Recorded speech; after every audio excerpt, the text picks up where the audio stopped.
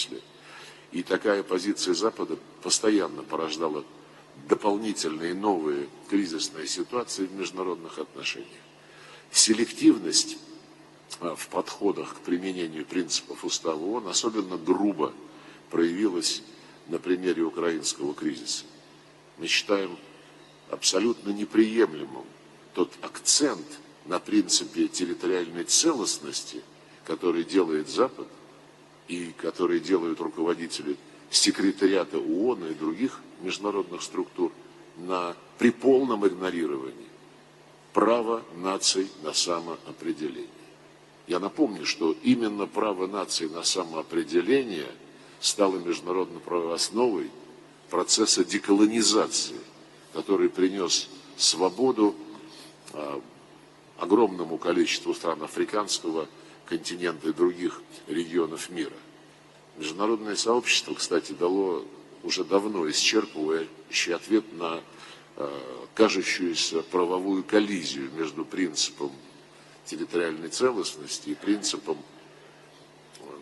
права нации на самоопределение. Еще в 1970 году, после многолетних переговоров, Генеральная Ассамблея ООН приняла консенсусом декларацию о принципах международного права, касающуюся дружественных отношений между государствами в соответствии с Уставом ООН.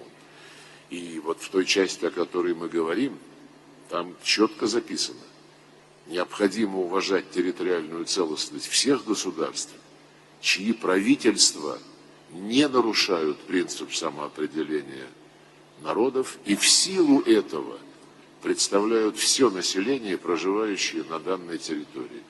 Представляет ли киевский режим, который после госпереворота в феврале 2014 года развязал войну против собственного народа, представляет ли он население Крыма и представлял ли после госпереворота население Крыма, юго-востока Украины? Конечно же нет. Точно так же, как в 1960-е годы колонизаторы в Лондоне, Париже, Мадриде, Лиссабоне, Берлине, Брюсселе никоим образом не могли представлять интересы народов Африки, которые хотели жить под руководством правительств, избранных ими самими, а не навязанных извне. Та же самая история произошла и после госпереворота с огромными территориями бывшей Украинской Советской Социалистической Республики. Именно нацистский режим, который пришел к власти после госпереворота, на протяжении многих лет грубо нарушает права русских и русскоязычных, и в последние годы, где-то начиная с середины десятых годов, прямо приступил к законодательному истреблению всего, что связано с русским миром. И с Россией, конечно же. Русский язык, культуру, традиции, русскоязычные средства массовой информации. Все это законодательно запрещено категорически. В прошлом году приняли закон о запрете канонического православия, канонической украинской православной церкви. Тем самым грубейшим образом попран еще один базовый принцип Устава ООН, закрепленный в статье 1 Устава этой организации, о том, что все государства обязаны обеспечивать права человека независимо от расы, пола, языка и религии. И показательно, что Запад, который по поводу и без повода, когда имеет дела с подавляющим большинством представленных здесь государств, обязательно учит жизни с точки зрения соблюдения прав человека в западном понимании этой концепции.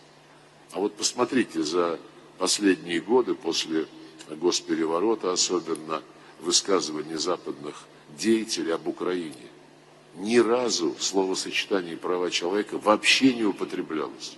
Более того, Урсула фон дер Ляйен и прочие брюссельские бюрократы и руководство НАТО, кстати сказать, публично заявляют о необходимости наращивания поддержки Украины, потому что Украина защищает европейские ценности.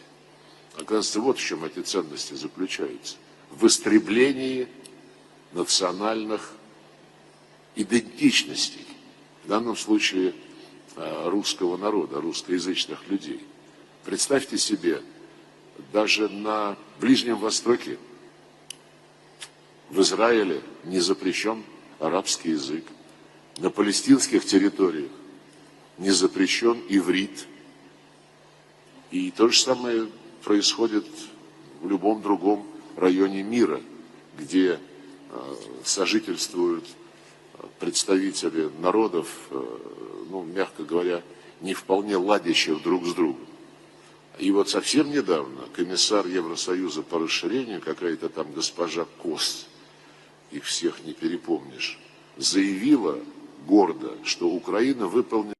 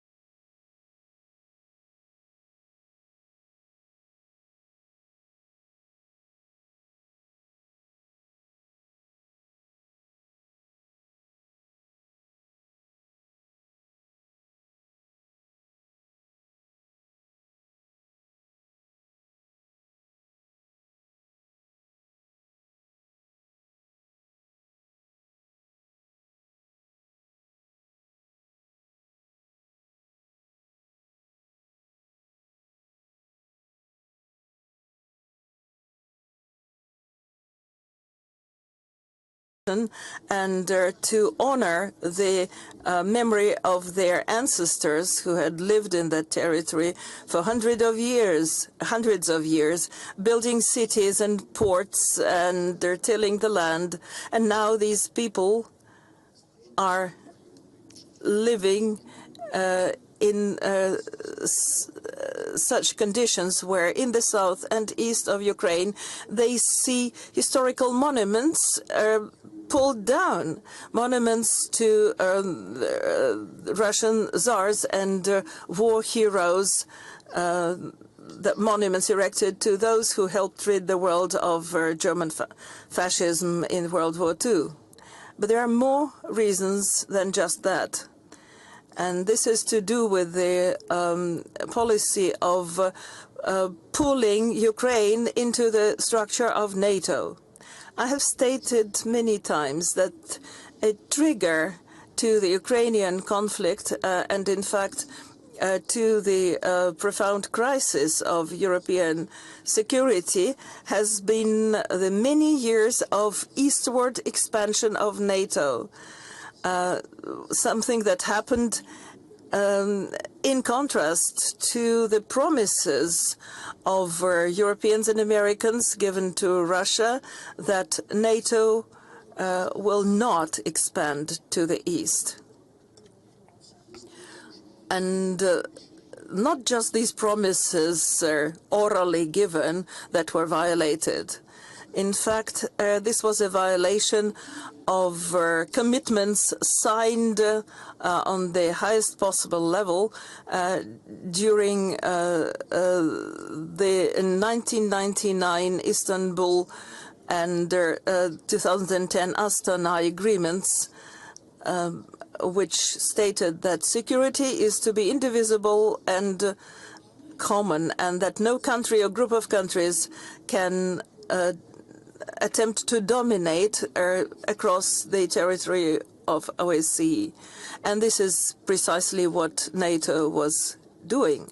When we tried to confront our European colleagues with that, telling them that they were violating something that their leaders had signed, the response was, oh, it was just a political declaration, and legal rights will only be given to those countries that apply for NATO membership, which proves that that position was a lie to begin with.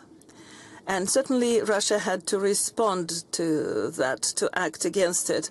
As President Putin said many times, we have tried to shift the situation into the negotiation mode to stay true to those principles signed, but the West refused. Even in 2021, this last attempt was refuted, and we had no other means to uphold the rightful interests of the people whom we could not abandon to the Nazi regime in Ukraine than to do what we did. As to NATO membership, a neutral or non-bloc member and non-nuclear Ukraine was part of the Declaration of Independence of Ukraine, signed and adopted in 1991. It was the declaration of such a neutral and unaligned status of Ukraine made it possible to have Ukraine recognized as an independent state by Russia and other members of the international community. And this promise, this oath made by Ukraine that the Nazi regime has vowed to break, and included that intention into its constitution. So the annulment of this position is one of the demands that Russia makes upon Ukraine, as was stated in Istanbul in 2022, when this principle was laid down on paper, but those negotiations were undermined by the Ukrainian side and its puppet masters. And they are not trying to learn any lessons from this. We observe NATO or Western continents growing along all of the front line. And this line has now grown longer. It now includes Sweden and Finland. And we hear the voices of irresponsible European politicians who urge the population of Europe to tighten their belts and prepare for war with Russia, war against Russia, giving the dates of 2030 or others. Mr. Merz, the Chancellor of Germany, has promised to once again turn Germany into a leading European power. This rang something to many observers. Twice did Germany become the leading European power in the 20th century, and look what horrors it brought to the peoples, not just of Europe. This is not enough for the European strategists. Now the NATO makes steps in order to go beyond its responsibility area and to moves to the Asia-Pacific region that they now call the Indian Pacific region, and they threaten to undermine the security architecture that for many decades has cropped out around the ASEAN and helped the countries of the region and their partners from different countries of the world to successfully cooperate. And this certainly causes a lot of concern. We are concerned about the future of ASEAN and the future of those countries when NATO. Once we asked them, the former Secretary General of NATO was asked How comes that we have such plans in Asia-Pacific region? Because, assumingly, NATO, this is a defensive alliance that is supposed to protect the territory of its member states. And Stoltenberg, ex-Secretary General, was not shy to say that, yes, we still are protecting the territory of the member countries. But now the threat to those territories emanates from the Indo-Pacific region, from South China Sea, from the Taiwan Strait, from Southeast Asia. And you see how the elements of military infrastructure are being set up there. Washington and Seoul altogether plan to arrange certain drills, including the nuclear components. Groups of 3 or groups of 4 are being set up, such as South Korea, Japan, New Zealand, Australia. Attempts are made to replicate the example of AUKUS, to embrace other configurations of a closed nature bloc-type associations, and they blatantly try to make some countries from the ASEAN alliance withdraw from that organization and integrate them into their military blocs. Certainly we are ready to show support to our ASEAN friends in standing up for the architecture that was confirmed within the different summits. The historical experience shows that if NATO comes to you, then you have to wait for horror, and former Yugoslavia remembers that, along with Libya and other countries. A special concern is caused by the situation in the Middle East. The strategically important region is on the verge of complete destabilization, largely as a result of long-term destructive policies of Westerners.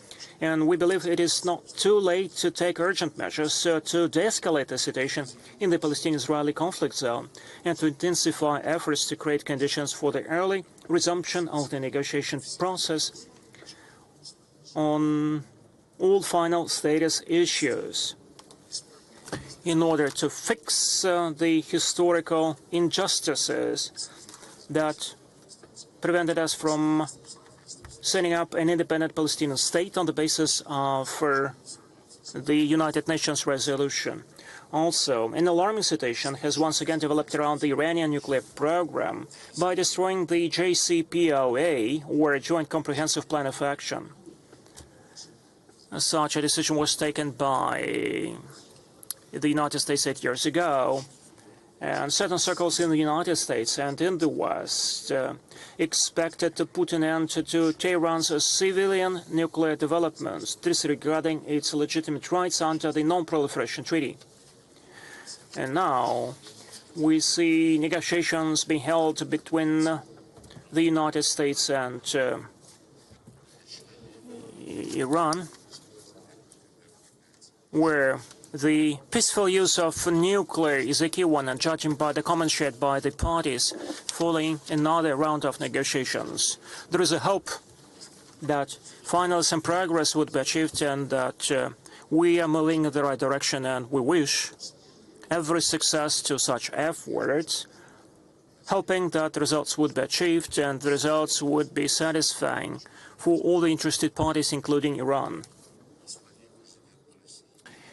In his address to our August meeting, President Putin noted the meaning of that year once we celebrate the 80th anniversary of the defeat of Nazi Germany and Japanese militarism, and setting up the modern world order with the United Nations playing the pivotal role.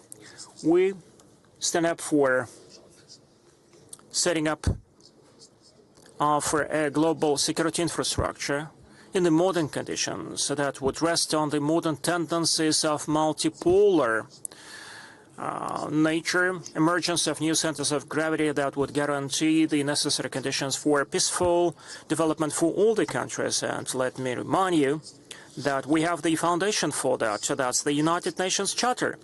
But it only takes everyone to comply with that. An important step on that way to set up the global security architecture is about building the equitable and indivisible security architecture in Eurasia, the vastest one, and its stability certainly would determine the sustainability of the whole world. At the same time, we don't have a regional organization for that, unlike Africa, which has an African Union, or unlike CELAC in Latin America. So President Vladimir Putin has put forward the initiative of creating an architecture of such a security system in Eurasia, and we invite all the countries and alliances of the continent to join our efforts, including the countries from the western part of Eurasia. In our opinion, it has to be a Eurasian architecture, because Euro-Atlantic concepts that were tried for the European part of the continent over the last decades after the end of the World War II and during the Cold War, those Euro-Atlantic concepts discredited themselves. The NATO would violate all possible commitments. The OSCE turned out to be absolutely dysfunctional as far as the Western countries. And the Secretariat of the OSCE abandoned the commitments enshrined in the founding documents, including the consensus principle and the unbiased nature of decision-making. And a couple of years ago, an agreement was signed with NATO, and this way, actually, it joined the Euro-Atlantic schemes. Russia proceeds from the fact that in Eurasia, we see the nascence of what President Putin called the Greater Eurasian Partnership, and it certainly facilitates the integratory processes that are taking place within the Eurasian Economic Union, ASEAN, in the framework of the Chinese Belt and Road Initiative. And it is associated with other sub-regional structures that exist in the Gulf region and in South Asian Peninsula. There are lots of sub-regional organizations there, and certainly harmonizing and streamlining of those integration processes will help us to build a solid foundation for providing the security architecture. Russia is not imposing anything on anyone. We're ready for a mutual respectful dialogue with everyone. And certainly we'll improve the existing security mechanisms, and we'll use that in our work. For instance, within the CSTO, the CIS, and Shanghai Cooperation Organization,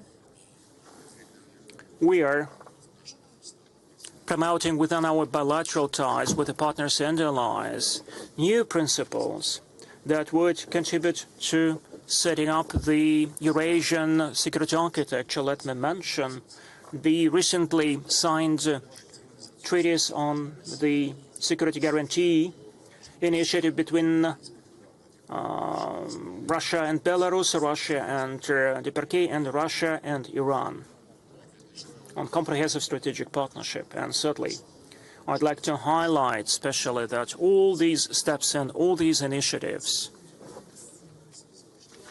echo the global security initiative proposed by Chinese President Xi, including the most important provision that the key to resolution of any conflicts anywhere in the world is identifying and eliminating the root causes of such conflicts. Next step would be about preparing the Eurasian Charter of Diversity and Multipolarity in the 21st century. That document was proposed by Belarus, and we support it. It is seeking to set up the political and legal foundations of interaction between states in the sphere of security in the Eurasian space, and the parameters of cooperation between countries in a multipolar world. proceeding from the United Nations Charter in its entirety. Colleagues, Russia certainly seeks to make its own contribution to resolving the problems common for the whole mankind. And certainly, over the last years, Russia played a pivotal role in promoting our work in the area of ICT. As the very first step, we, last December, made sure that the United Nations General Assembly adopted the Convention Against Cybercrime, the very first universal treaty in the field of cybercrime. It was Russia's initiative, and we call on all the countries to join that document. And this autumn, this document would be signed in the capital of Vietnam. We're convinced that the United Nations still can build up its efforts on agreeing the universal principles and criteria in other areas as well, including artificial intelligence and where it might be used. And you know that certainly there are heated discussions around that. We do believe that this topic has to be considered by the global group of experts who, and also let me mention a few words about the problem of terrorism that was mentioned in the movie and in the address by the President Putin. Certainly, we are interested in strengthening the cooperation with everyone who is not making difference between good and bad terrorists and who is not using double standards. Let me draw your attention to the terrorism done by Kiev regime, and you know that they are behind the killings of Russian journalists, politicians, public figures. This is the regime that openly states its plans to continue massive shelling of the civilian facilities and killing the civilian population of the Russian Federation. This is deplorable that in the West they react only to our fear and just reciprocal acts against actually the Kiev acts of terror. And let me note that Kiev is shelling the civilian facilities and the civilians, whereas Russia reciprocates by striking the military facilities only. We'll make sure that everyone understands the very essence of what is going on, and that in another attempt to make excuses for the Kiev regime and its involvement in the acts of terror, and that these attempts are disclosed. And certainly, we will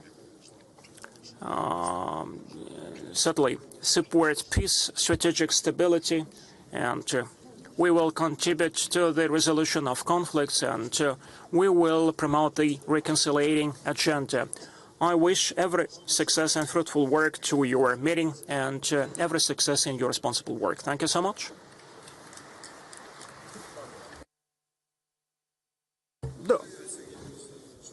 Thank you so much, Mr. Lavrov, and send that I'm passing the floor to Sergey Naryshkin, Director of the Foreign Intelligence Service of the Russian Federation.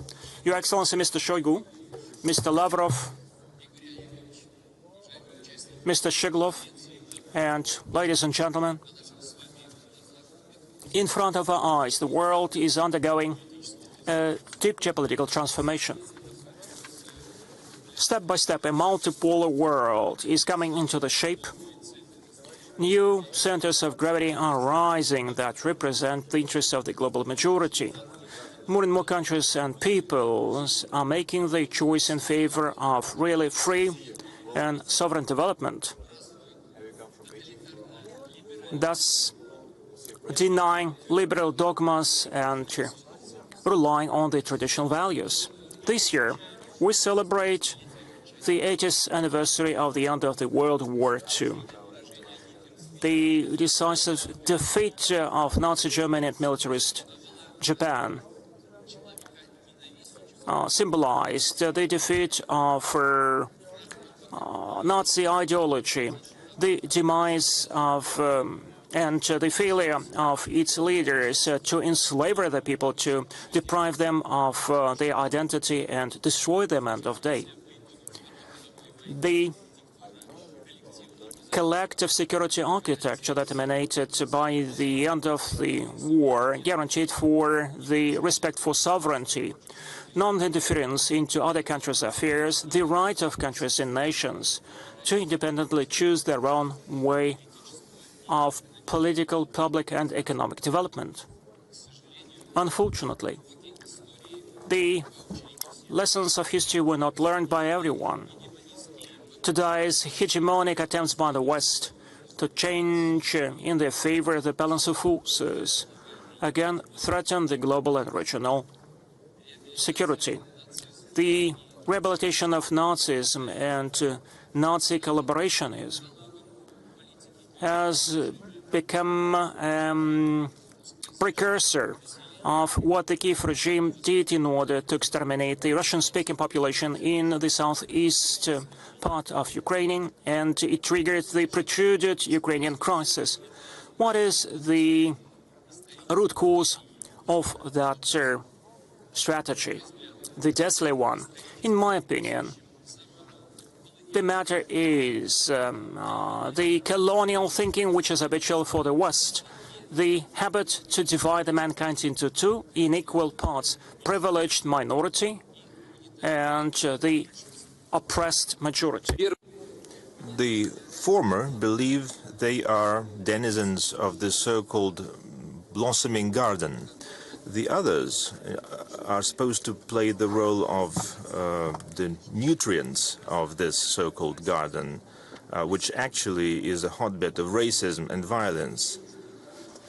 In retrospect, the history of international relations shows that the source of all of the major military conflicts of the past 300 years was a very narrow group of pretty much the same Western European states. Starting from the 7 Years' War of 1756 to 1763, which for the first time in history was fought on five continents at the same time, and ending with World War II. We're observing the same trends. A predatory instinct of Western metropolis turn into conflicts which wreak havoc and claim human lives, both in Europe and thousands of kilometers away from it. The criminal Hitler doctrine of Lebensraum, of freeing up living space, was denounced at the Nuremberg trials, but that was a continuation of that colonial policy and logic. The only difference was that it was very provocative, very blunt, and reached the apogee of hatred. Therefore, the fall of Germany and militarist Japan and the dismantling of the system of colonialism were so closely intertwined. Fighting neo-colonial developments is pretty much still a priority of Russia's foreign policy. A major component of this struggle is strengthening multilateral integration formats where cooperation is based on the principles of equality, mutual respect and non-interference in each other's affairs. In Eurasia, what we de facto have is a wide alliance including Russia, its partners and allies in the CIS, the Collective Security Treaty Organization, the Shanghai Cooperation Organization, and the emerging Greater Eurasian Partnership. There's a lot of potential in terms of giving birth to a just and democratic architecture of international relations lies within BRICS, especially given its current expanded format. Western mass media love calling BRICS the alternative to the Group of Seven. However, unlike the G7, BRICS is a union of equal states which are looking for answers to the emerging challenges together. The aforementioned international formats, such as the African Union or the CELAC in Latin America, are the foundation of a multipolar world which is coming to replace deliberately this unipolar globalization. The West could play an important role in the emerging world order if it stopped in its racist attempts to force its own rules of the game on others. There are some early signs of awakening among Western elites to this new geopolitical reality, but these signs remain few and far between. In particular, we see the pushback from the so-called deep state that was caused by President Trump's plans to roll back the global propaganda of transhumanism and liberal democracy in order to focus on really pressing concerns of American politics and economy. Similarly fierce is the pushback against Mr. Trump's desire to end the conflicts in Ukraine and in the Middle East. There's a lot of infighting in the United States, which is extremely fierce, exemplified by numerous assassination attempts on Mr. Trump. In Europe, this resistance against the wind of multipolarity is even more evident because the ruling elites in Europe are used to living under American protectorate and protection and seem to be incapable of strategic thinking anymore. The leadership of the EU and the leading European powers unfortunately continues to act in the neo-colonial logic of inertia. Case in point here is the crisis in Ukraine. Europe seems set in its tracks to use Ukraine as a ram against Russia while also rearming itself.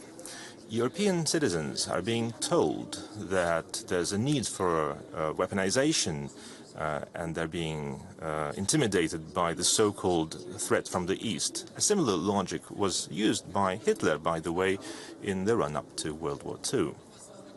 The danger of this course to the whole continent is fully appreciated by clear-thinking, reasonable politicians in Europe whose voices are becoming louder, but they are facing increasing repression from the so-called liberal, but in essence totalitarian democracy. This is exemplified in part by the crisis around presidential elections in Romania, by persecutions of political opponents in France and the persecutions of the Alternative for Germany in Germany. Dear colleagues, today, as the very foundations of the global order are being shaken and the pillars of security are trembling, Russia, together with its friends and allies, once again is assuming the burden of leadership and is playing an active role in finding and looking for solutions to global crises. Let me add one thing. Historically, our country has always advocated for a just world order. That was the case when the Vienna system of international relations was created in the first quarter of the 19th century. after the end of the Napoleonic Wars. And that was also the case during the bipolar moment established after World War II. Both those systems, the Vienna system and the Yalta-Potsdam system, were characterized by stability, resilience, and reliability. They ensured lengthy periods of stability and calm for humanity. On the contrary, the Versailles world order created after World War I, which excluded the participation of Russia, as well as the bipolar world which emerged after the breakup of the Soviet Union, turned out to be unjust, fragile, and untenable. The obvious conclusion is as follows.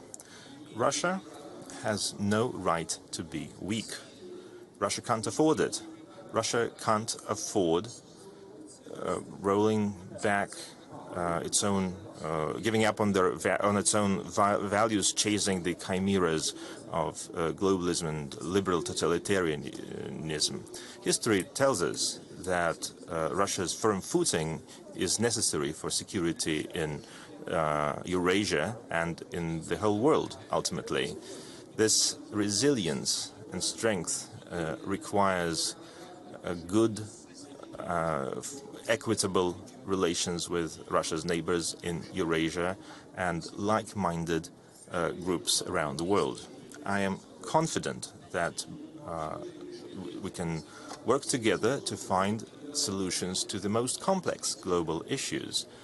And the meeting that we are hosting today with your participation, colleagues, is a great contribution. Thank you for your attention.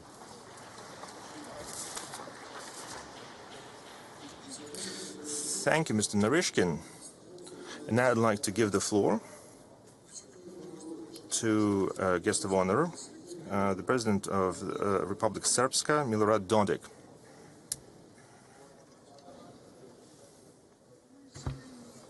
Dear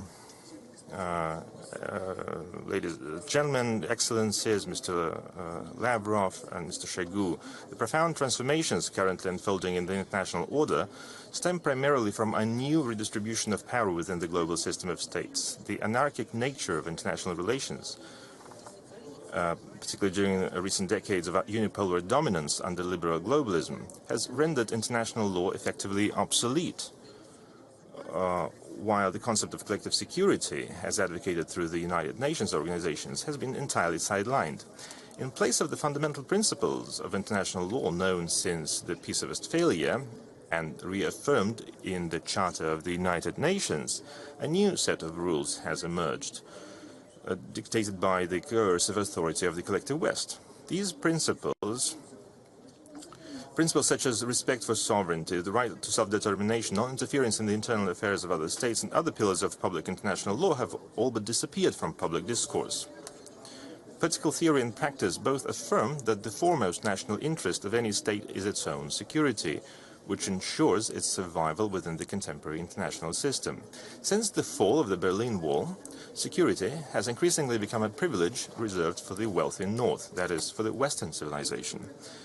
Within this hegemonic framework, the architecture of security has been constructed as a prerogative exclusive to privileged Western states and their allies, while the model of shared or collective security has been rejected for the rest of the international community.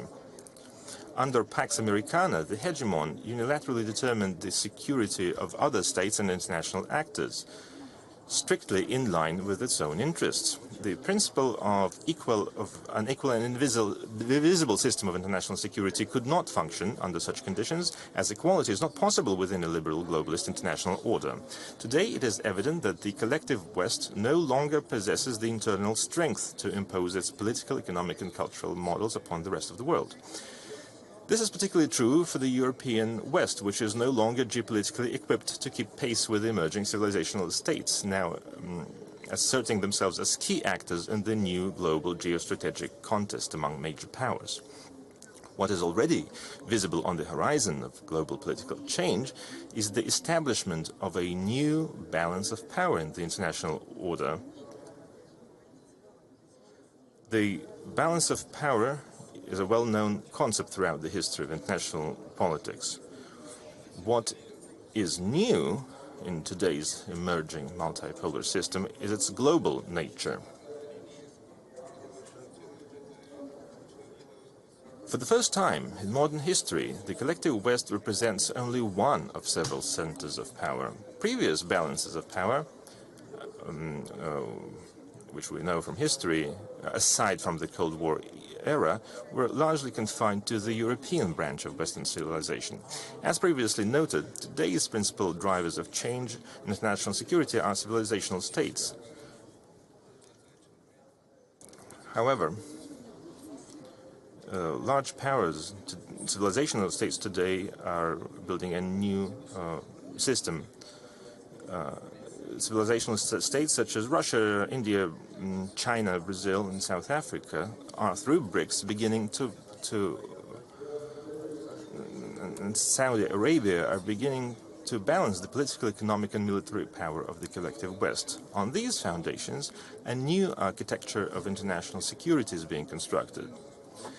One that supports a reformed system of international relations based on the rule of law and respect for the security interests of all states, regardless of their size or wealth.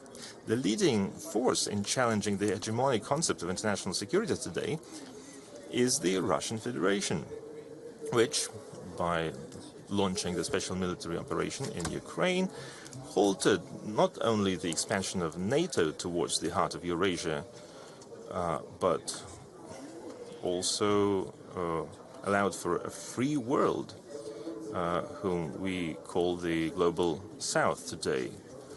The attitude of the collective West toward the Global South and East is well described within the framework of world systems theory. It was experienced by the Serbian people from the beginning of the disintegration of Yugoslavia to the present day. The Western concept of international security is perhaps best illustrated through the cases of Republika Srpska.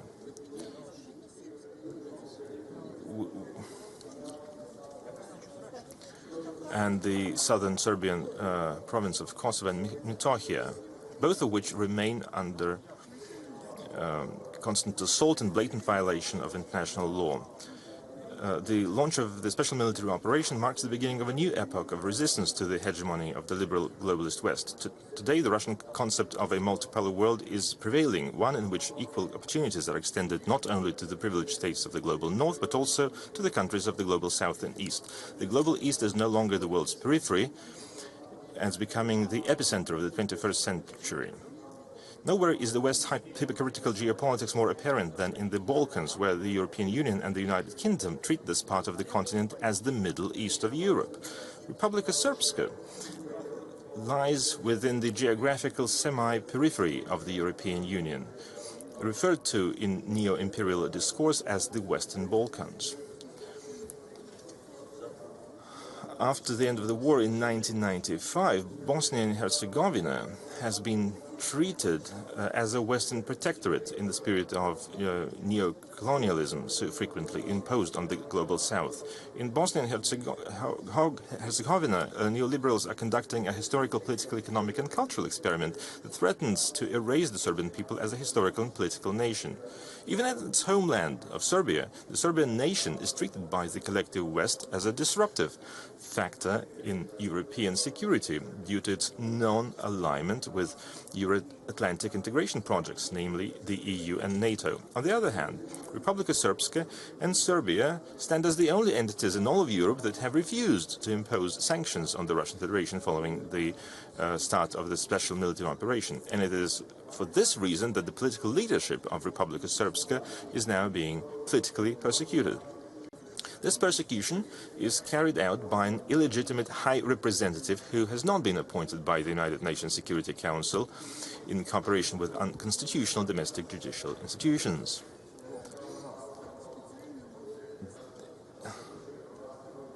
He was forced on us deliberately. This illegitimate High Representative represents yet another dark chapter in German history in the Balkans. We are now being subjected to all kinds of fines, and the so-called High Representative represents a dark chapter in German history in the Balkans. Thanks to the Russian Federation and all Christian Orthodox members of the Security Council who were against appointing this dubious personality to the Security Council. It is the collective West tested its model of hegemonic security on Serbian lands by deploying the strategy of so-called humanitarian interventionism. Under this pretext, military aggression was carried out against Republika Srpska and Serbia. That NATO operation was not based on any decisions made by the Security Council of the UN. We survived 2 waves of bombings. When we were bombed, depleted uranium was used, and now children born on our lands are struggling with severe health issues. Furthermore, we're dealing with many conditions that are very hard to treat. The Western cynicism manifests itself in the name for that operation, which was called Merciful Angel. That angel dropped depleted uranium bombs on us. The Atlantist approach to global security is now receding into history, along with the ideological divisions of the world into East and West, or into a wealthy North and an impoverished South. The countries of the global South now represent the most dynamic regions in the world, politically, economically, and demographically, such that their security can no longer be dictated by external actors who do not share their challenges. Furthermore, the division between the wealthy and the impoverished, by the dichotomy of the global North and South, epitomizes a Western vision of globalization that is itself becoming obsolete. Without equal and indivisible international security, there can be no respect for international law. And without international law, the world moves towards global chaos. Without global security that applies equally to all states, there can be no development of freedom and democracy, no peace or prosperity in the world. It is for these reasons that Republika Srpska strongly supports the efforts and initiatives of the leadership of the Russian Federation aimed at establishing a new architecture of global security, one based on consensus among all members of the international community, free of double standards. We believe that President Putin, back in 2007, during the Munich Security Conference, said it very clearly, voiced very clearly the vision of the Russian Federation, but nobody wanted to listen to Mr. Putin back then.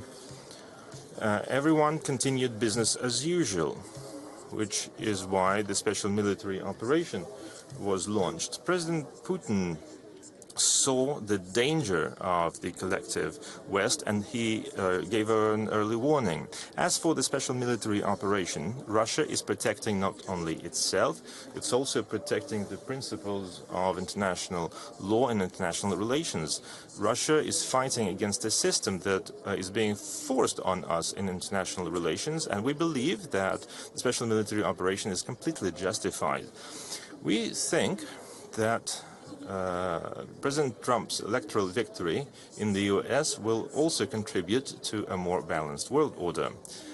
We're seeing that not only in the US, but in some European countries as well, there are more and more attempts to militarize their policy, but we also see a lot of goodwill, and we support and treasure China's policy, where China maintains a policy of non-intervention in other countries' affairs. We believe that this is a foundation for our relations. We know from experience that there are countries, Western countries, that do not are not responsible for the treaties they sign, like the Dayton agreements or Resolution 2024 on Kosovo and Metohija, but that is not being executed at all. The same is true for the Minsk Accords. Ms. Merkel once said that it was signed just in order to make sure that the Western countries could strengthen their position regarding Russia. So the new militarization that is being discussed in the European countries and weaponizing of the European countries, first of all, Germany, shows to us the unsafe and insecure future. And we remember that Germany was waging two wars against us, and we hope that the message of our meeting would be heard by the whole world. And this message is about security. Security in the whole world, that the chaos does not reign. Thank you so much for your attention. Thank you so much. And so that I'm passing the floor to the member of the Political Bureau from the Central Committee of Chinese Communist Party, Mr. Chen Wanxing. Over to you. Your Excellency, Secretary of the Security Council Shoigu, colleagues, ladies and gentlemen, friends, it's a great pleasure to attend the 13th International Meeting of High Representatives for Security Issues. I want to extend my gratitude to Secretary Shoigu for the warm invitation to host country Russia for your thoughtful arrangements. The meeting this year is themed Building an Equal and Indivisible Security Architecture, Challenges and Opportunities Faced by the Global South and Eastern Countries. With the century-defining transformation accelerating across the globe, it is even more relevant to explore this topic. Today, the global challenges are unfolding like never before. We are in an era of hope. The historical trend of peace, development, cooperation, and mutual benefit is unstoppable. The Global South has accounted for over 40% of global GDP and contributed as high as 80% of the world's GDP, is a key force for maintaining world peace and driving world development. We are also in an era of challenge. Global governance is seriously inadequate. Acts of trickery or extortion cause severe harm. The world has witnessed hardship in economic recovery, intensifying protectionism, and grave challenges in free trade. Traditional and non-traditional security issues are interwoven.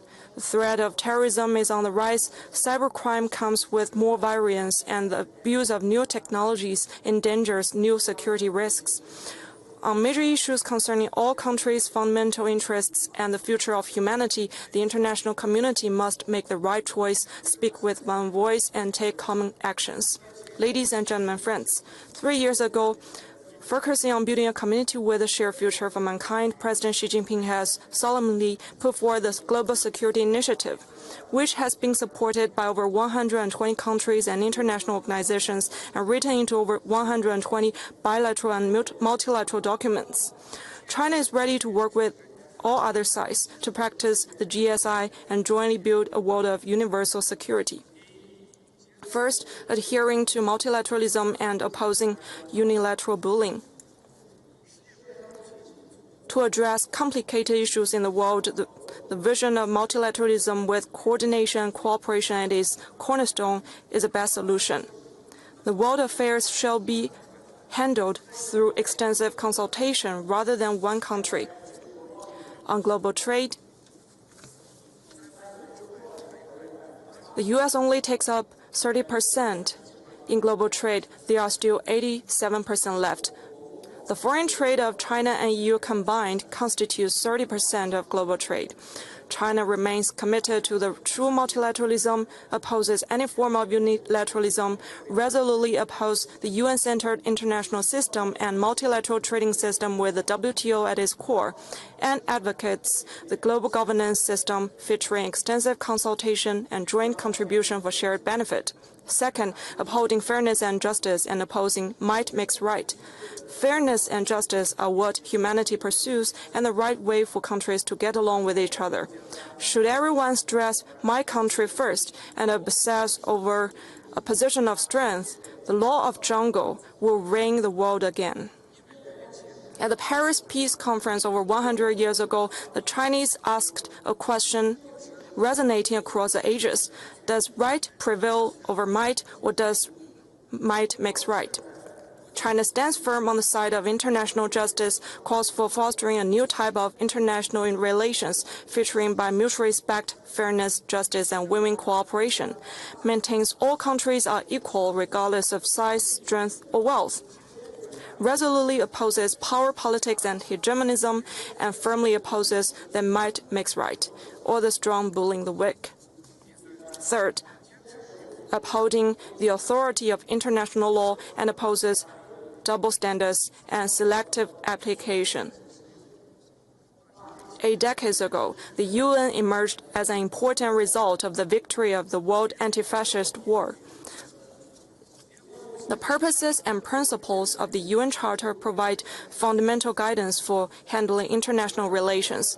We should firmly safeguard the international system with the UN at its core and the basic norms of international relations based on the purposes and principles of the UN Charter. Major countries must take the lead in honoring their words and upholding rule of law, and must not take a selective approach in observing international law. China has joined over 600 international conventions. We are firm in safeguarding the authority of international law, opposing any violation to it, opposing unilateral sanction that violates principles of sovereign equality of states, foreign state immunity, and non-interference of internal affairs, and opposes certain country in abusing long-arm jurisdiction. Fourth, jointly tackling security issues and opposing putting one's own security above that of others. In today's world, where countries are dependent on each other, all countries face shared risks and challenges. Absolute security and exclusive security are just not viable. China calls on enhancing global security. We have actively joined nearly 30 international conventions containing enforcement and judicial cooperation and concluded over 170 bilateral treaties on extradition or legal assistance. We are ready to work with other side to enhance political mutual trust and strategic coordination, boosting cooperation, law enforcement, and security. Ladies and gentlemen, friends, China stands firm on the right side of history and strives to inject certainty to the uncertain world. China is a robust engine driving global development. Since 2020, China's GDP has exceeded 100 trillion, 110 trillion, 120 and 130 trillion RMB in succession and reached 134.9 trillion yuan in 2024, up by 5%, contributing 30% to the world economic growth. Our opening up is an open development, and we are ready to share with other countries its development outcomes. We're also a constructive force for global security and stability. We have one of the lowest rates of criminal offenses, fewest gun crimes, and lowest incidence of homicide cases globally. Last year, the criminal offense incidence per 100,000 people is 237. We are ready to communicate with other countries to enhance our capacity to coordinate development and security. We are always a reliable friend with all other countries. We always view an advanced relationship with other countries from a strategic and long-term perspective and will not be swayed by any turn of event. China is always a responsible and reliable friend. Ladies, gentlemen, friends, with a shared future, all countries should uphold solidarity. China is ready to join hands with the rest of the world to implement the global security initiative proposed by President Xi Jinping and jointly deal with risks and challenges and contribute to the world peace and development with other countries. Welcome to China to travel and visit. Thank you.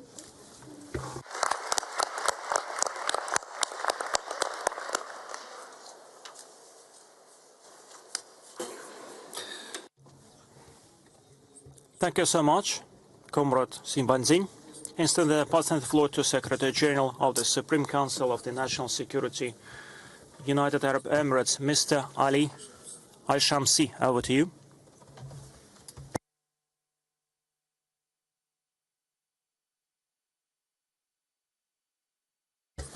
In the name of Allah, merciful and benevolent, ladies and gentlemen, Your Excellencies,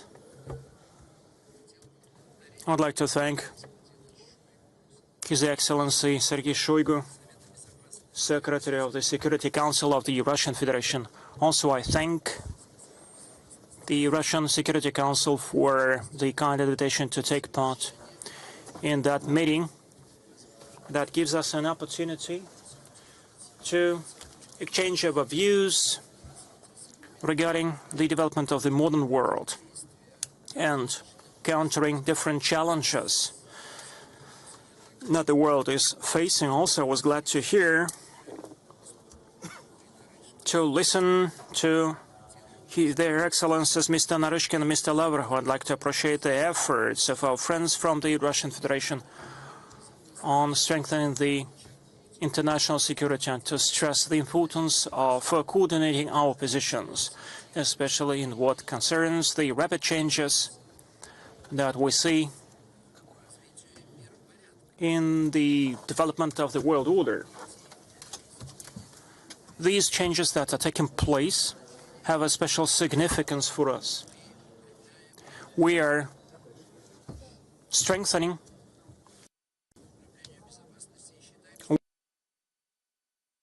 We are building up our efforts to strengthen the international security. We believe that every country bears its own responsibility for our common cause. Those crises that go on one by one, that actually go from one country to another country, and to climate change and other challenges that embrace the world, require our joint efforts for resolution, and certainly cannot be solved by one country alone. Unfortunately, there is inequality in terms of distribution of the economic potential, technical systems, and under this, in such conditions, the international tension escalates. The international organized crime is rising.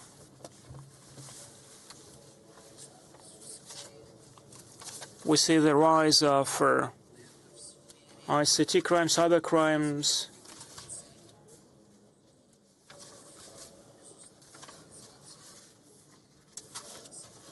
Certainly, the development of the modern ICT is underlying the progress, but at the same time,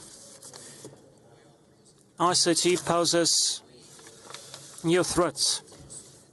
We in the United Arab Emirates are very much interested in setting up an efficient security system. Also, we believe it is important to build up the international cooperation. Such changes have to have a man in the very middle, because that's the man which is our main goal. That's why we are developing education, we're developing culture, in order to bring up that new man. And this is what we are calling on everyone, nationally and in our bilateral relations with our brothers across the world, because this is our common cause to build a better future. Now that the crises are mushrooming, when the problems and challenges in the international ICT become graver, a special role is played by the data exchange with our partners. This improves our immunity to the cyber threats that we are facing, ladies and gentlemen. We are in the fork in the road, historical, that requires pulling our efforts together and pursuing a flexible policy that will help us to address the challenges of the modern times. We have to offer equal opportunities for economic development, especially once we speak about the relations between the countries that should rest on equal rights of everyone. This is our common cause. I want to wish our meeting every success in all its efforts, especially in terms of strengthening the international cooperation. We stand up for friendship and cooperation between all the countries. Thank you so much for your attention. Thank you so much, Mr. Shamsi. And that I'm passing the floor to State Secretary of the Security Council of Belarus, Alexander Wolfovich. Over to you. Dear participants in that meeting, let me cordially welcome everyone present in the room on behalf of the Republic of Belarus. I share the assessments of the current geopolitical situation that have already been voiced. For my part, I would like to briefly dwell on the approaches of the Belarusian side to the issues of resolving contemporary challenges and threats and ensuring regional and global security. Dear colleagues, we have to state that the situation in the world remains tense and difficult to predict. The risks of escalation remain high. We are witnessing a profound transformation of the entire system of the international relations and the irreversible process of forming a new multipolar world order. In the context of the degradation of the system of international securities, confidence-building measures and arms control, forms and methods of waging wars and military conflicts are being unrestrainedly improved. New types of weapons are being actively developed, and physical application is expanding. Artificial intelligence technologies are being used intensively and uncontrollably, which exacerbates the complex situation in terms of the international legal regulation.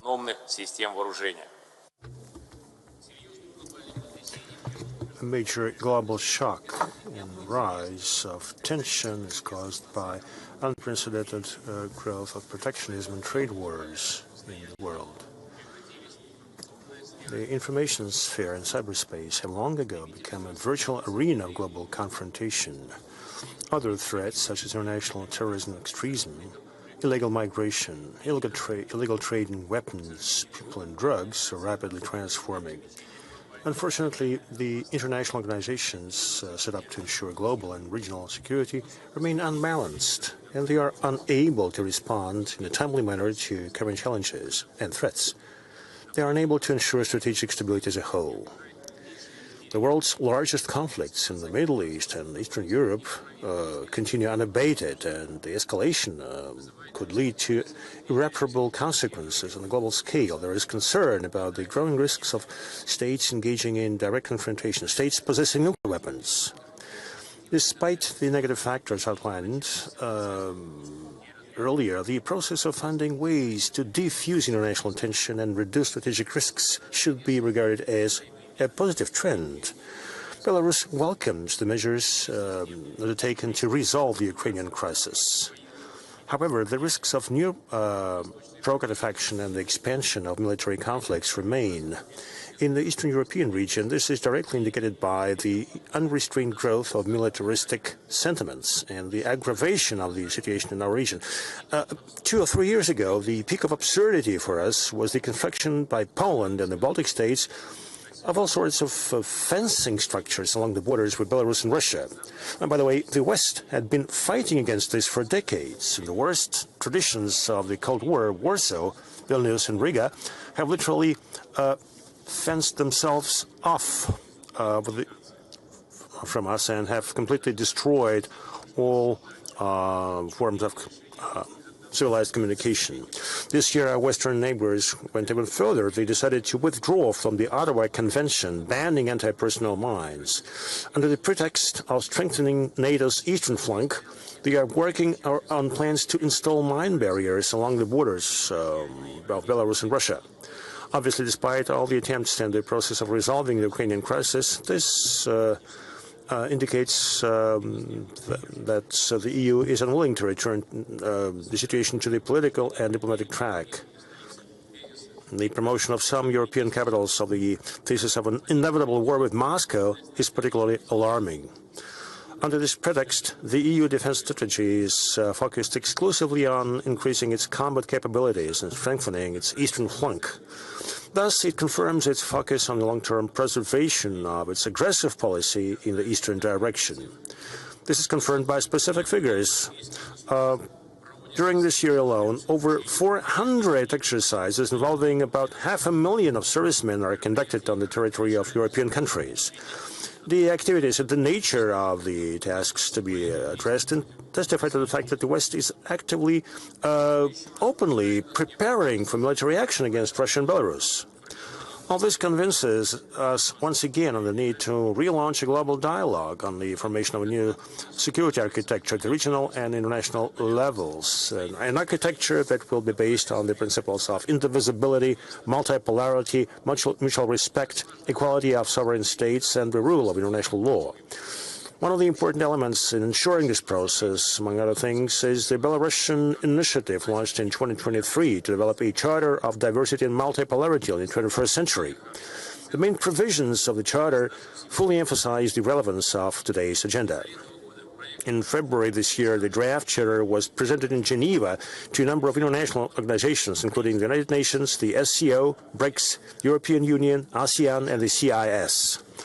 Further discussion of this draft document will continue during the traditional Minsk High-Level International Conference on Eurasian Security. This year, at the suggestion of the President of the Republic of Belarus, the event will be held in the Eurasia Plus format. We take this opportunity and we call upon our colleagues to pay attention to this document and to join the process of developing the Charter. Distinguished colleagues, we have recently celebrated a date of great importance for many countries, the 80th anniversary of the victory in the Great Patriotic War, the victory over Nazism and fascism. Today, this date is a special occasion to once again reflect on the causes of that war, its lessons, to refresh our memories of the decisions of the Nuremberg trial, so that the tragedy should never happen again. We are convinced that today there is still a unique window of opportunity to prevent confrontation, which the Westerners are actively pushing us towards. This should be done in the name of dialogue and the promotion of a peaceful agenda on the international arena and in the European region in particular. We sincerely hope that the consolidated efforts that we undertake will serve to develop a new political process to build confidence, security, and cooperation, similar to Helsinki, but in line with the realities of the present day. Distinguished colleagues, dear Mr. Shoigu, in conclusion, allow me to thank our Russian friends for their warm welcome and excellent working conditions. In the current challenging international environment, we highly appreciate this opportunity to exchange views on topical issues and measures that our countries can take to promote global and regional security. I'm confident that the common approaches, bold ideas and opinions identified by the participants of this meeting will shape the basis for specific constructive steps. Thank you very much. Thank you very much. It is my pleasure to invite the Minister of State Security of DPRK, Ri Chang-da.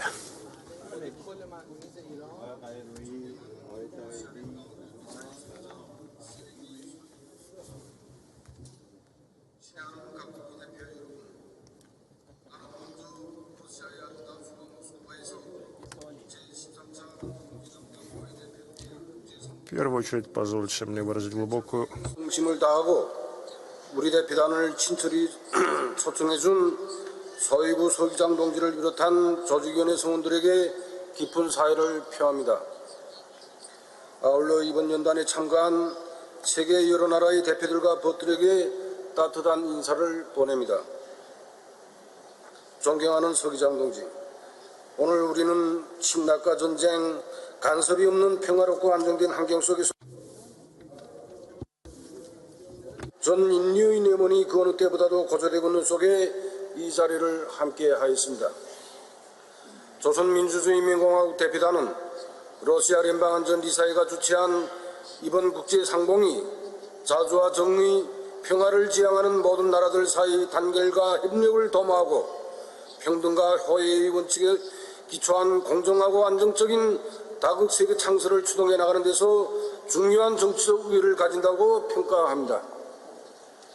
지금 국제무대에서는 특정한 세력이 독단과 전횡으로 말미암아 정의가 부정으로 범죄시되고 형편한 지배와 간섭에 의한 완전한 평등과 호상 존중, 내정 불간섭 및 협조의 원칙 등 세계적으로 공인된 국제관계의 기본 원칙들이 공공연하게 무시되고 있으며 그로 인하여 세계의 안전 환경은 엄중히 파괴되고 이 행성의 곳곳마다에서는 대립과 충돌이 악순환이 계속되고 있습니다.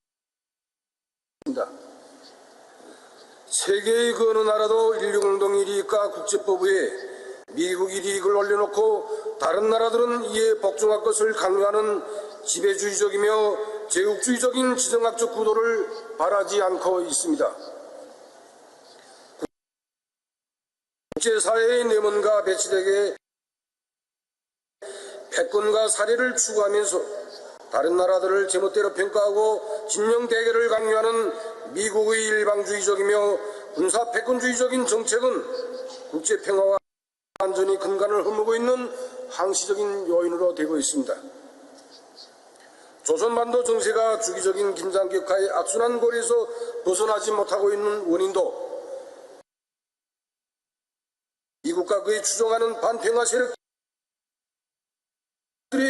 배타적인 동맹추구 정책에 기인됩니다. 최근 년간 오커스와 코드와 같은 군사불력 형성으로 아시아 태평양 지역에 새로운 신냉전 체제를 구축한 미국은 미일한 삼각 군사 공조를 제도화하고 이를 조선민주주의인민공화국과 러시아聯邦을 비롯한 지역의 자주적인 주권 국가들을 억제 포위하기 위한 지정학적 수단으로 삼고 있습니다. 특히 유라시아 대륙의 불안전한 안보 위기를 몰아한 주변인 나토가 미국이 부추긴 밑에 아시아 태평양 지역의 자기의 하부 구조를 이식하고 전쟁 준비 수준을 제고하기 위한 군사적 움직임을 번겨가고 있는 것으로 하여 지역의 불안정 지수는 날이 갈수록 격상되고 있습니다. 최근에 미국이 조선반도 지역의 핵 잠수함과 전략 폭격기, 항공모함을 비롯한 전략 자산들을 공개적으로 투입하는 노름에서 역대 기록을 갱신하고 있다는 사실만으로도 우리에 대한 체질적인 거부감과 적대의식에 젖은 미국의 군사적 대결 자세를 잘 알 수 있습니다. 아시아 태평양 지역에서 벌어지고 있는 이러한 미국의 진영 대결, 편가르기 책동은 불핍고 재앙적 국가를 초래하는 것으로서 절대로 용납하지 말아야 합니다. 미국과 그 주종국가들이 패권정책, 대결정책에 대한 조선민주주의인민공화국 입장은 명백하며 우리는 국가의 자주권과 존엄, 인민의 안녕을 위협하는 그 어떤 적대적 행위에 대해서도 추하도 묵과하지 않고 정의로운 투쟁과 강력한 힘으로 대응해 나갈 것입니다. 이러한 견지에서 조선민주주의인민공화국은 나라의 주권적 권리와 안전이익을 수호하기 위한 성업 수행에 총매진하고 있는 러시아 군대와 인민에게 전적인 지지와 성원을 보냅니다. 존경하는 서기장 동지, 친애하는 대표 여러분, 지난 4월 말 조로 두 나라 군인들이 어깨에 깃고 한전호에서 피를 흘리면서 러시아의 신성한 영토인 쿠르스크 지역을 우크라이나 신나치스 강점주의자들로부터 완전히 해방한 것은 불의에 대한 정의의 승리인 동시에 조로 두 나라 사이 굳건한 전투적 우위와 두 나라 인민들 사이의 동맹관계, 형제관계의 가장 높은 전략적 높이를 과시한 일대 역사적 사변으로 됩니다.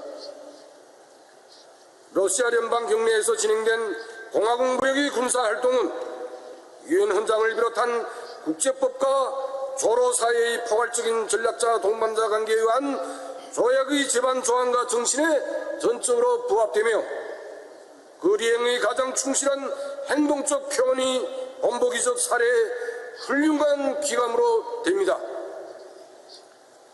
조로 두 나라 수뇌부들이 전략적 결단에 따라 새로운 높은 단계로 승격된 강력한 조로 동맹 관계는 제국주의자들이 강권과 전행, 군사적 위협과 간섭을 억제하기 위한 평화 수호의 강력한 보루로 전략적 지탱점으로 작용하게 될 것입니다. 조선민주주의인민공화국은 앞으로도 자주 평화 신선의 기치 아래 정의와 자주성을 지향하는 세계의 모든 나라들과 선진우호 관계를 발전시켜 나갈 것이며 평등한 다극 세계 건설과 세계의 평화와 안전 보장을 위하여 자기의 책임적인 사명과 임무를 다해 나갈 것입니다. 끝으로 나는 회의 참가자 여러분 모두가 건강할 것과 책임적인 사업에서 성과를 거두기를 바랍니다. 감사합니다.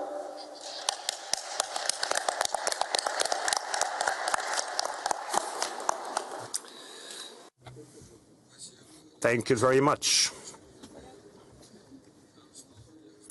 Now it is my pleasure to invite the Secretary of the Supreme National Security Council of Islamic Republic of Iran, Mr. Ahmadyan.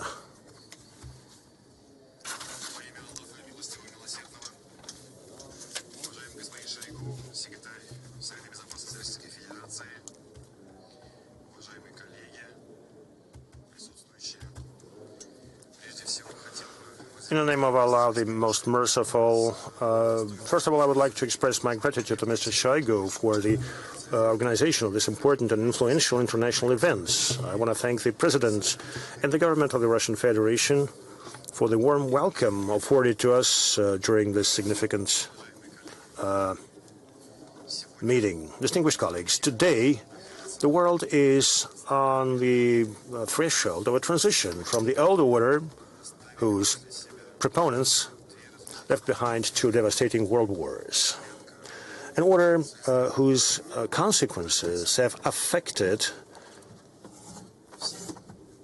everybody. An order that emerged after two world wars. An order that through unilateral action in the political, military, economic and cultural spheres imposed the supremacy of one power in satellites, in hard, semi-hard and soft forms, on all countries and peoples, and imposed its oppressive and inhumane standards, values, and norms.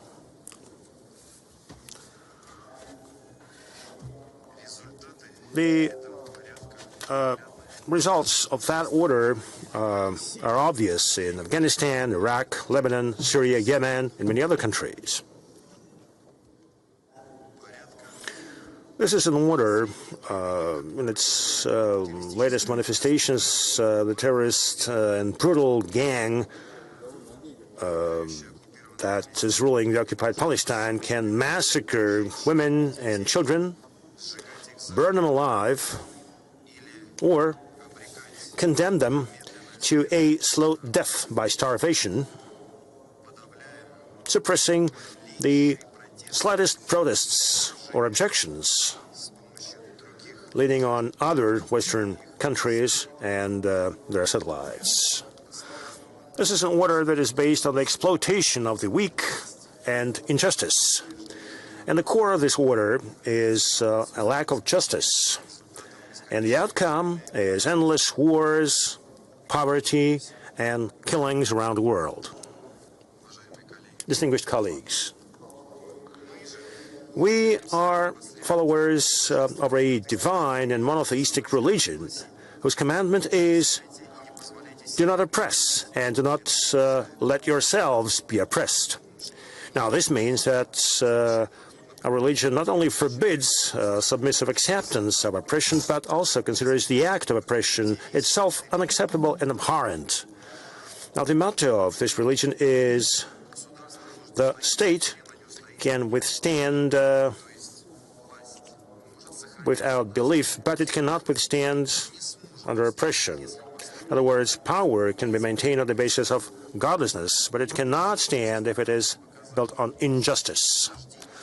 The experience of humankind has also shown that imposing and perpetuating oppression does not bring security. On the contrary, it sows the seeds of instability. For more than 70 years, Palestine has suffered occupation, and its people have been subjected to atrocities, torture, exile, starvation, and genocide.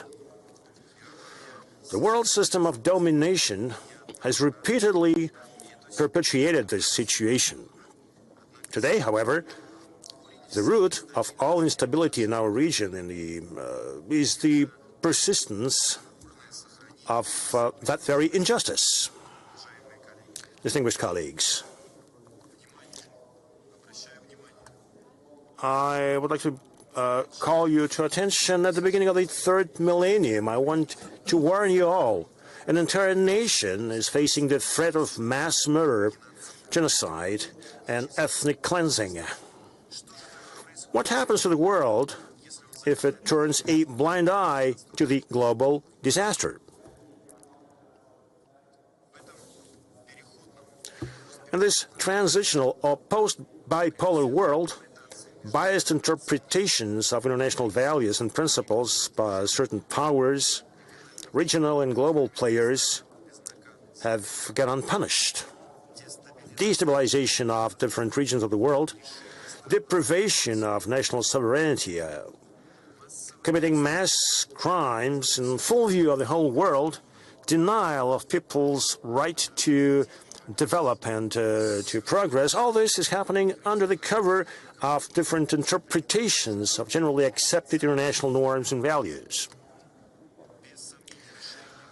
Clearly, expansion of global security depends on new world order that would offer equal opportunities to all countries, to all nations. Therefore, a new security architecture should be built with the participation of all the countries, all the peoples. Ladies and gentlemen, security, from our standpoint, is based on a rejection of oppression, maintaining identity and sovereignty of different nations and countries, and establishing equal relations with other countries, with no pressure, no sanctions, or coercion. This also includes respect of people's rights and support of the oppressed across the world. The creation of a just and equal system is impossible without contribution of all the peoples, all the countries. Iran believes that justice is the key link that is missing in a global system. On the other hand, global security is unattainable without taking into account human dignity, without spiritual growth and resistance to oppression. And at the next stage, we should think about the preservation of the family. Unfortunately, today, the security of humanity and the security of the family as the basic unit of society is subject to destruction and trampling. Security devoid of human criteria and protection of family values, in fact, is meaningless. Distinguished participants, today, various global security institutions and the world in general fell hostage to the inefficiency of the current security systems hijacked by Western powers. And the best proof of this is the inaction of these structures in the face of the many months of genocide in Gaza. These crimes are the result of exploitative treatment of other countries, deliberate creation of economic and technological inequalities. and the deprivation of peoples and states of free access to the benefits of humanity through sanctions and restrictions. A prime example is the attempt to deny the Iranian people the right to a peaceful nuclear program. The Islamic Republic of Iran, based on its ideology, rejects domination and subjugation, but always welcomes equal dialogue.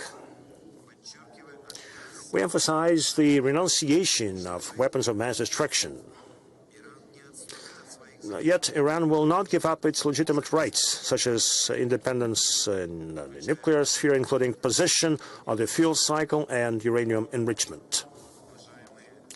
Distinguished colleagues, ladies and gentlemen, the steps of the Islamic and progressive countries of the South and the East in the transition from a unipolar world to a multipolar one will chime in a new era in the history of the world based on peace, justice, and equal development. On this path, common interests and opportunities, as well as common threats, will be shaping the prospects of our future cooperation and will help strengthen its foundation. Strengthening of multilateralism and joint efforts to build a strong and equitable security architecture is an urgent need of the international system. Successful examples of this can already be seen. I'm referring to organizations such as the BRICS and the SCO. In the new order, full participation, inclusiveness, given an active role to those players who have not previously had the opportunity to fully engage, are indeed key solutions to ensure security in the new context. Together, I invite you to build a world where honesty, coexistence, and justice replace the language of threats, discrimination, and sanctions. Thank you.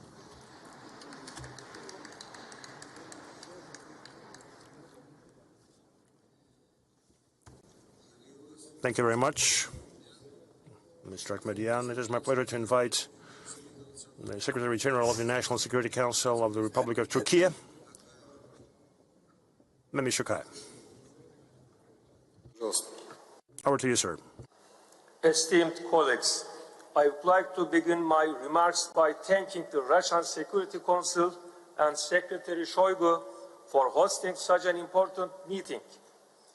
In today's world, where new trends come into the scene continuously, the erosion in global governance, the weakening of multilateral institutions, and the difficulty of coordination in global issues are the most important challenges.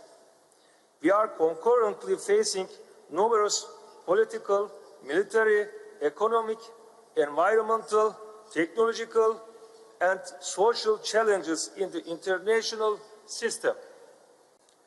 Armed conflicts, terrorism, irregular migration, xenophobia, and Islamophobia. Unfortunately, the current international order cannot provide peace, stability, and justice. Specifically, cannot produce effective solutions to the scourges of the global community, especially to the ones the peoples of the global South and East are facing.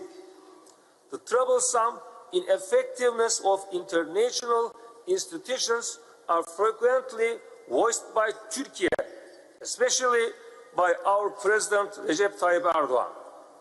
Today, when we talk about the crisis of the international system, we are not referring to an abstract concept to see that many countries turn a blind eye to the atrocities in Gaza. Unfortunately, the civilian death toll has exceeded 54,000. The tragic events taking place there and the shocking indifference of some in the global community raise justified questions on a rules-based international system. Another issue facing the international community is that the increase in prosperity brought about by globalization is not distributed fairly at the global level. The most important consequences of this situation is undoubtedly food insecurity and famine. It is extremely grave that from Africa to Asia, millions of people are struggling with hunger. The only way to change this dark picture is to strengthen international cooperation and solidarity. The solution to global challenges requires collective efforts forged by cooperation and effective multilateralism. We strongly believe this is where the opportunities lie for countries like Turkey and many others of the global South and East, for building a global architecture of equal and indivisible security. By engaging in dialogue and collectively voicing our rightful demand for a fairer world order, we can create meaningful and positive change in the global governance system. With this goal in mind, Turkey actively participates in many global and regional organizations. While honoring our commitments in the context of our long-lasting alliances and acting as a stabilizing force in those institutions, we are building new ties with other organizations, especially those from the global South and East. To further enhance our ties with the countries of these regions, we have formulated the Asia and New policy alongside our Latin America and Africa partnership initiatives. The future of humanity in relation to science and technology is another issue. Turkey strongly believes that scientific and technological innovations should not be seen as a trump card to increase competitive power, and that all nations should benefit from the advanced technologies, including artificial intelligence. Likewise, as Turkey, we have always viewed the energy and transport issues as areas of cooperation rather than competition. In addition to our own needs, we have implemented many projects that support regional and global energy security, as well as transport corridors in various directions. Furthermore, Turkey is committed to assisting and supporting developing countries in their sustainable development and growth efforts. Our development aid is making a visible difference in many parts of the world, including the global South and East. Distinguished colleagues, Turkey considers security as a matter of shared responsibility, moral obligation, and global solidarity, and believes that it should be human-centered. We will continue to cooperate with like-minded countries for a fairer and more inclusive international order and more resilient security architecture. Thank you.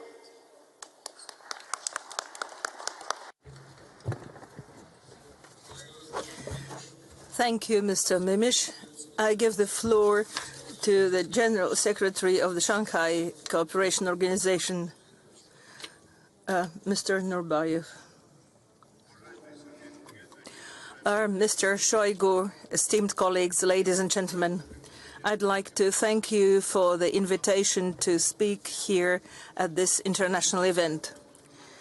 The building of equitable and indivisible security structure is of particular importance to transnational organizations such as our SCO, Shanghai Cooperation Organization. Our priority is support of peace, stability, and security. We're not a military political bloc united by the principle of military support. We're non-confrontational and not aimed against third countries. A specific area of our work is countering terrorism, extremism, and extremism done by a particular structure within the organization. The 26 member countries of SCO are committed to turning our region into a prosperous and secure space.